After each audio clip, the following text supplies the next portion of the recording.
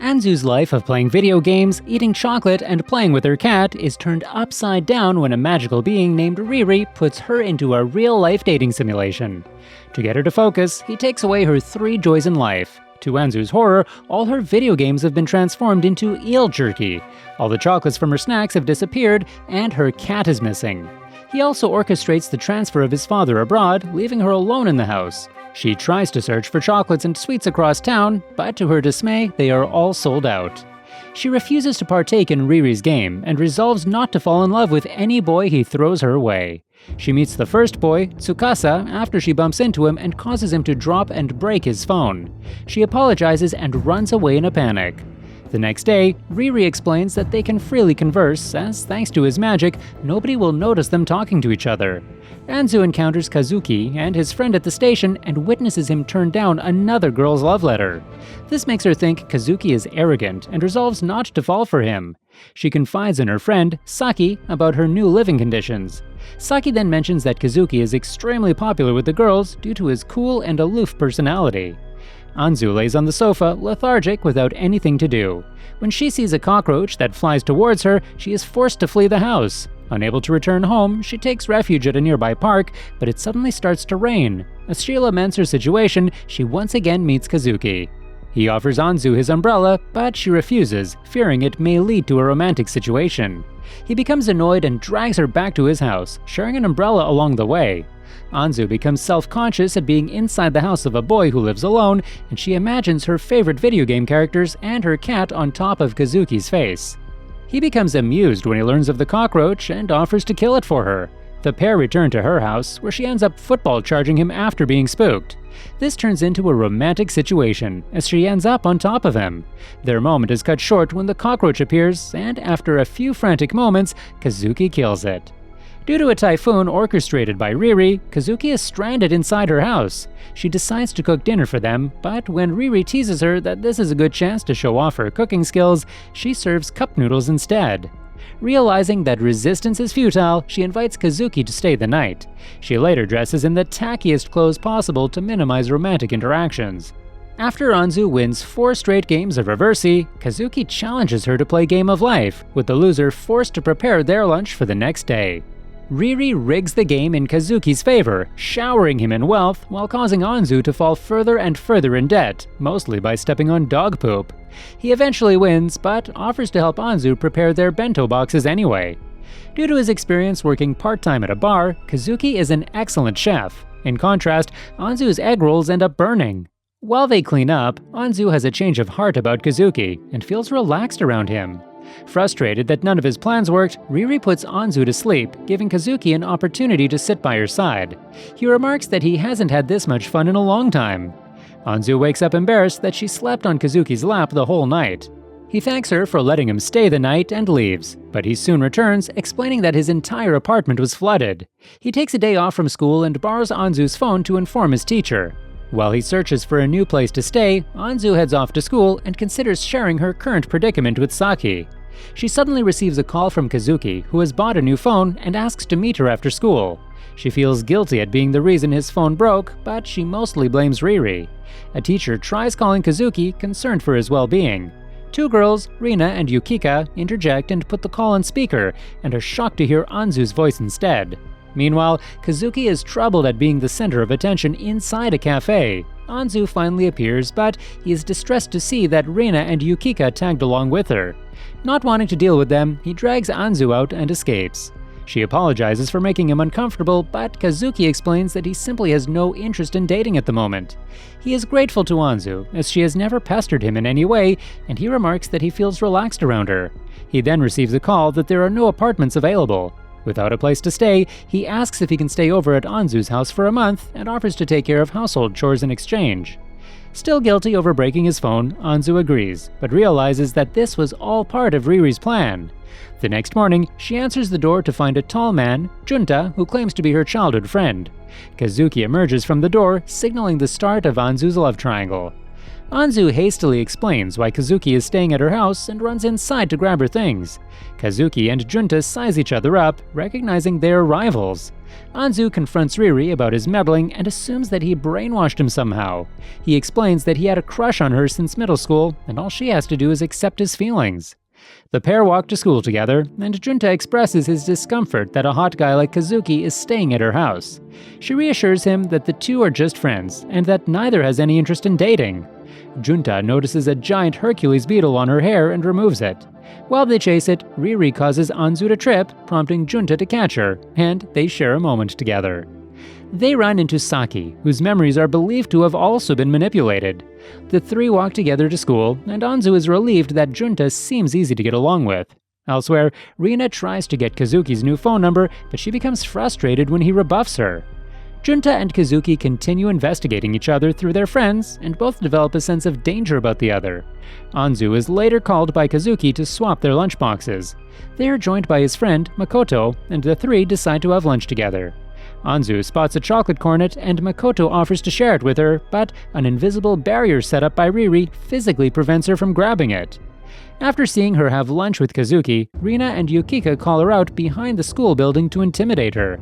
Anzu insists that the two are just friends, so Rina asks her to set them up. She refuses, knowing Kazuki is not interested in dating, and she does not want to force a friend to do such a thing.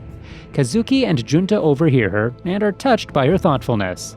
Rina and Yukika begin getting rowdier, but a strange girl suddenly appears and makes backhanded compliments to force the two to leave. Anzu closely inspects her and realizes that it is Riri. Riri invites Junta and Kazuki to Anzu's house for a dinner party. Anzu attempts to make herself as unattractive as possible, but Riri does everything in her power to prevent this from happening, causing her to stumble onto Kazuki. Junta feels threatened by Kazuki's many good points and laments that he is no match for him. Riri tries to spice things up by suggesting that Kazuki stay at Anzu's house longer, but he declines to impose any further. She insists that Junta stay instead, leading to Anzu trying to shut her up. She snatches Riri's wand and drags her out to buy the ice cream together, but her wand ends up falling into dog poop, preventing her from using any magic. Meanwhile, Kazuki reassures Junta that he has no interest in dating Anzu. Anzu's friends express their jealousy over her sudden close relationship with Kazuki and remark that she is now surrounded by hot guys. After a rather exhausting day, Anzu falls asleep as soon as she arrives home. A loud noise wakes her up, and assuming that it is Riri stealing away her belongings again, she barges into his mom's room to find an underwear thief. Irrationally angry that he ignored her underwear and went straight for her mom's, she chases him out of the house. Junta, who was supposed to just drop off some food, assists in catching the thief. After handing him over to the police, Junta receives a call from his mother, instructing him to stay at Anzu's house, out of concern for her safety. Anzu is horrified, as falling in love has now become easier than ever. Things are going according to Riri's plan, as Junta and Kazuki move into Anzu's house. Fortunately, she has found a part-time job, meaning she has less time to interact with them. Later, Junta's friends suspect his boxed lunch was made by Anzu, although he vehemently denies it. Elsewhere, Kazuki is once again pestered by a girl, and he bluntly turns her down. The next day, Kazuki invites Anzu out to go shopping, but is exasperated to learn that all her clothes have cat prints on them, and she has no appropriate outfits for going out. Riri manages to perform a drastic makeover on Anzu, transforming her rough exterior into a conventional beauty. Kazuki is caught off guard by her new appearance, which makes Anzu a little self-conscious. The two go to the mall, where Anzu discovers that Kazuki frequently wears hats to avoid drawing attention to himself, but this has little effect. After a few hours, Anzu finally picks out a dress, which she remarks is her first article of clothing without a cat on it. Anzu excuses herself to go to the bathroom, leaving Kazuki alone. He starts to become uncomfortable from all the stares he seems to attract. A panic attack soon sets in, but Anzu returns just in time, dispelling his anxiety. She thanks Kazuki for inviting her out, and the pair return home to watch a scary movie with Junta. Anzu is satisfied with this status quo and does not intend to do anything to jeopardize the friendship she has built. However, the next day, Anzu runs to school after waking up late. A car bumps into her, revealing a third man intended for her, all according to Riri's plan. The haughty Kogane and his attendant, Tsuchiya, escort Anzu to school after the accident. Anzu is offended by Kogane's egotistical behavior and is not surprised to learn he is called the prince at school. A few days later, she is invited out by Kogane. He is dismayed by her plain appearance and drags her to a high-end boutique to dress her in flashier attire. Kogane reveals that he assumed Anzu staged the accident so that she could go on a date with him. Offended, she storms off, remarking that she has no interest in him. Kogane is perplexed that a girl could possibly resist his charms, further reinforced when she returns the dress she wore the next day. Anzu is later refreshed by Junta's kindness, a welcome change of pace. Riri arrives and invites them to dinner at Anzu's house, and they are joined by Kogane, who declares to win over Anzu's heart. Kogane showers Anzu with gifts, which she is tempted to accept, but when she learns that the conditions are that she has to date him, she hesitates. Riri pulls her aside and encourages her to take the deal, but Anzu retorts that humans are not so easily swayed. She refuses the presents and sends Kogane on his way, remarking that he can't assume his parents' wealth is his own. The next day, Anzu is surprised to find that Kogane has joined the convenience store she works at. She tries to protest, but her boss points out that his regal charm attracts customers. One day, Tsuchiya thanks Anzu for inspiring Kogane to reconnect with the simpler side of life. He explains that due to Kogane's spoiled upbringing, his father sent him to a public school to try and rectify his behavior. Kogane confronts Anzu and asks her what she wants, and she simply requests for iced candy. The pair eat together along a park, where Anzu falters for a moment and falls for Kogane's charm. When Anzu is harassed on the streets, a girl named Arisa comes to her rescue, and the pair scare them off. Kazuki arrives, who is revealed to be Arisa's younger brother. Anzu invites them back to her house and expresses her gratitude for how much help Kazuki has been. Arisa smiles when she observes that Anzu and Kazuki have impeccable chemistry. Anzu asks why Kazuki lives alone, and Arisa replies that they have an ishy dad, but does not elaborate further. She suggests that Kazuki stay at Anzu's house for a little while longer, and Anzu happily accepts. Riri, frustrated that nothing overtly romantic has happened yet, takes Anzu out on a mock date to practice for the real thing, offering to buy her a cat hoodie as a reward. Taking on the persona of her cousin Ryo, they head out to the movies and encounter Kazuki and Makoto, leading Ryo to cling heavily onto Anzu. Fearing Kazuki might get the wrong idea, she quickly drags him away. They end up watching a romance film, and Anzu ends up crying even though she said the movie was cliché. After sharing some boba tea, they run into Koganai. Ryo taunts him by pointing out that Anzu had previously turned down his invitation to a date, but he retorts that he will soon be able to entertain her better than anyone else. Anzu asks Ryo why he keeps trying to provoke her love interests, and he replies that the appearance of a new rival may awaken realizations of love that were not previously there. They end up enjoying the rest of the day, and even Anzu is surprised she had fun. On the way home, Ryo gives Anzu a kiss on the cheek, hoping to go out on another date with her.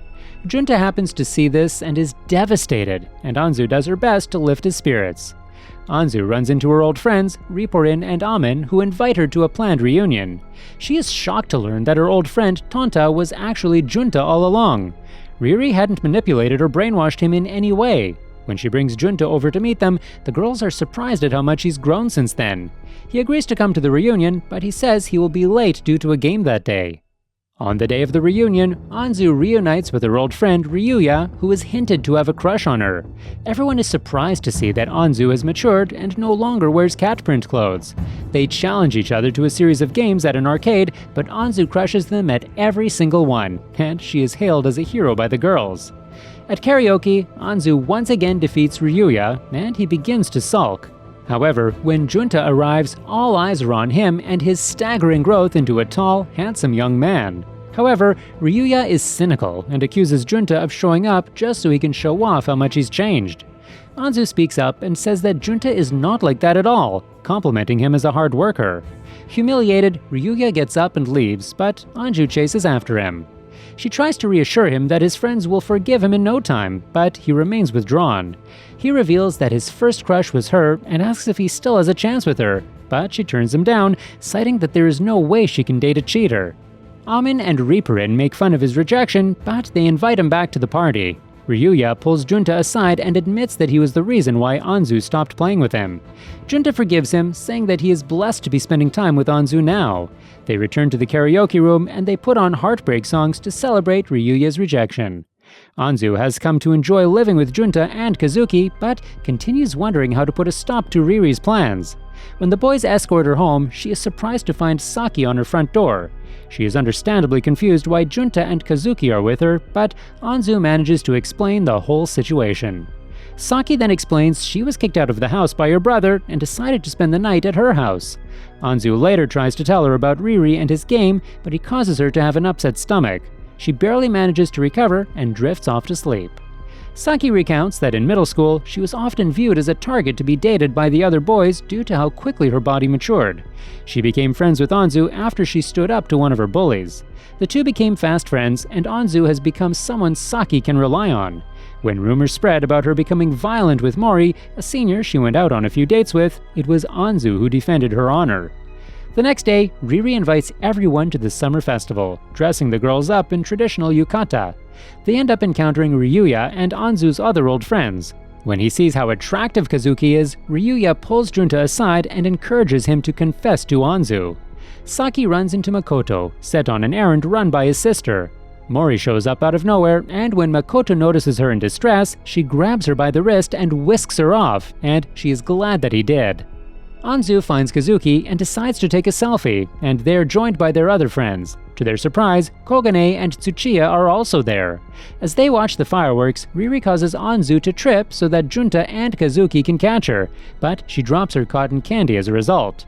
Unbeknownst to them, a picture of Kazuki is seen by a mysterious girl who has finally found him.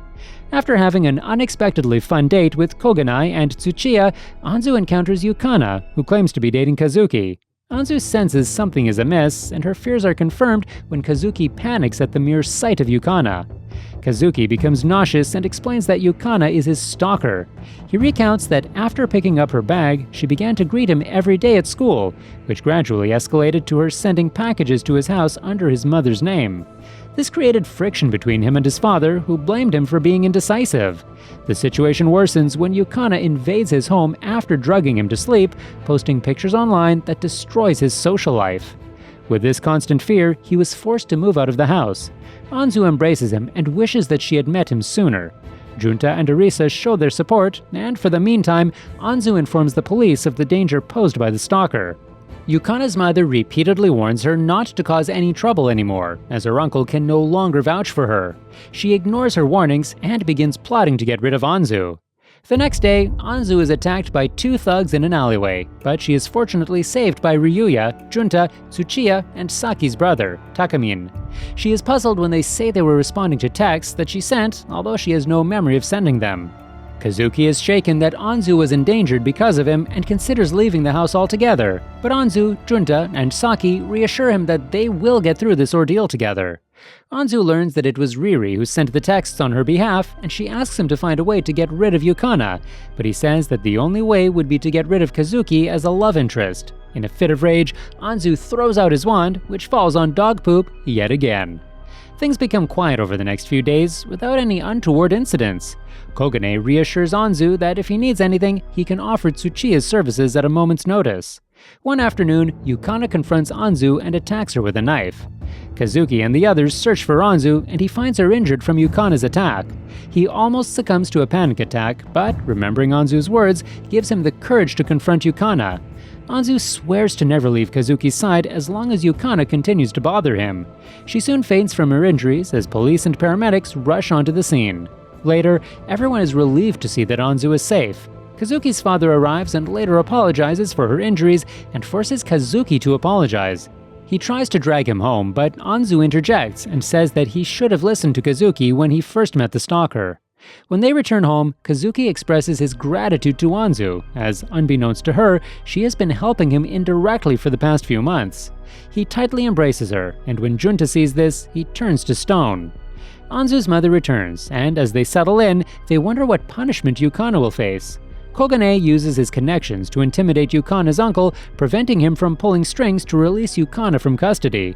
Meanwhile, Riri, enraged that Anzu is placed in danger, uses his magic to completely erase her memories. That night, he visits Anzu and says goodbye. The next day, Arisa reveals that Yukana has lost her memory, which spells good news for Kazuki. Anzu's father returns with gifts of chocolates, games, and cats, Anzu's 3 basic needs. This further puzzles her as she wonders what happened to Riri. She is later greeted by Kate, the new wizard assigned to her case. Due to her inexperience, she neglects to erect a barrier around herself, and she is seen by Kazuki and Junta. Kate explains that Riri began using his magic for personal reasons and has been punished with manual labor for the rest of his life. Anzu threatens to dip Kate's wand into the toilet if she does not bring Riri back this instant. Kate manages to negotiate with headquarters, and Riri is teleported over. Anzu asks him to change into his human form and thanks him for all that he has done. Kazuki and Junta likewise express their gratitude, crediting him for curing their trauma and reuniting with Anzu. Anzu then strikes a bargain. She declares that Riri is a prospective love interest, meaning that it is perfectly legal for Kate to cast a spell that allows him to return. Her logic is sound, and it is done according to her will. After her parents leave, Anzu, Kazuki, and Junta remain together at her house. They meet Kogane along the way, and Anzu thanks him for his hand in ensuring Yukana never leaves prison again. Riri later poses a new challenge. If she cannot find love by college, then all the things she loves will be taken away from her permanently. Anzu's love life is just beginning. If you enjoy the series, don't forget to leave a like to help the channel out. Thanks for watching.